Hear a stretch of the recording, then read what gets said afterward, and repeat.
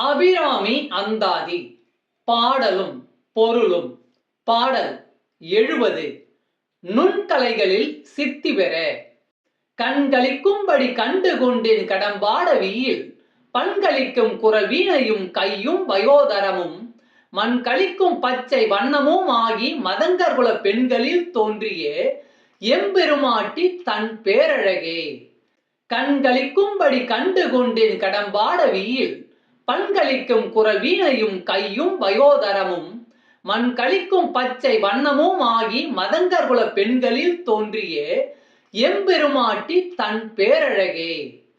பொருள்: அபிராமியாம் அம்பிகை எழுந்தருளியுள்ள சிந்தாமணி கிருகம் உள்ள வனமாகிய கடம்ப வனத்தில் பண்களால் கலிக்கும் குரலோடு இசைந்த வீணையும் அதை ஏந்தி உள்ள திருக்கரமும் திருதன வாரமும் இந்த மண்ணுலகில் உள்ளோர் எல்லோரும் தரிசித்து களிப்புறும் பச்சை வண்ணமும் கொண்டு இத்தகைய திருக்கோலத்துடன் மதங்க முனிவரின் குலத்தில் தோன்றிய பெருமாட்டியின் எல்லையற்ற பேரழகை அடியேனின் கண்கள் கண்டு மகிழும்படி தரிசனம் செய்தேன்.